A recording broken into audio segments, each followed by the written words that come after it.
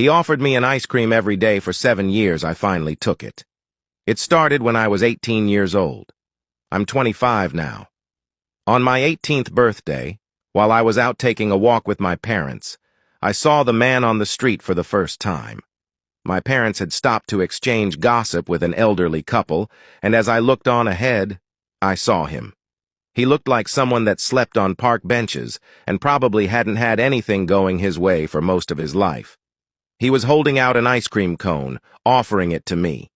I grew up in the height of the stranger danger at campaigns, and naturally they had become a part of my mental procedure in dealing with situations such as these.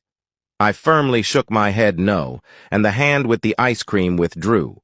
If that had been the end of it, then I wouldn't be writing this story. I would have just dismissed it as a strange and unusual encounter, the likes of which happen to random people all the time. But the next day, he was back. Again, holding an ice cream and looking as shabby as ever. And the next day, and the next, and the next. Each day I softly mumbled and complained about him to my parents. But make no mistake, every time I looked out into the street he would be there, staring back at me, holding out an ice cream, almost like a peace offering, day after day, every day. This daily routine went on for close to a decade. He was there wherever we went. We took a vacation to Japan, he showed up outside our hotel. We took a trip to Aunt Eva's cabin, he was standing among the trees in the forest.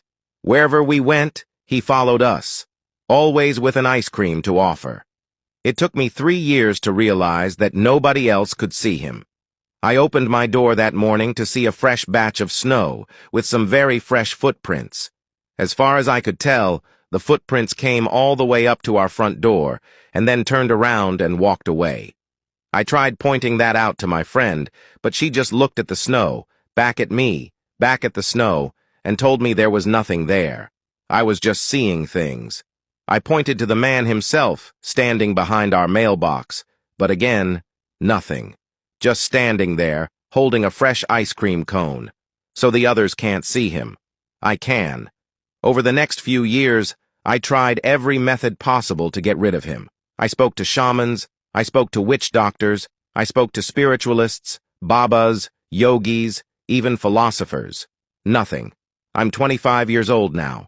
I decided the only way to get rid of him from my life was to give him what he'd been offering for 7 years. Take the ice cream. So I did. I walked directly up to him and took the ice cream from him. Mistake. Big mistake. I shouldn't have done that. Instantly, I felt my arm grow colder and colder until it felt like it was going to shatter into pieces. I felt the world around me start to fade and started experiencing intense visions. I felt my consciousness contracting, if that makes any sense, and I felt myself fading from the world. It took me a second to realize I was becoming like him. I was disappearing from the world. I slapped him in the face with my other hand. An action that seemed so impossible, I think it actually startled him. My other arm felt warmer for just a second, just long enough for me to drop the ice cream and run. That was last month. Ever since then, I've started seeing the man again. But worse, I've started seeing all his friends.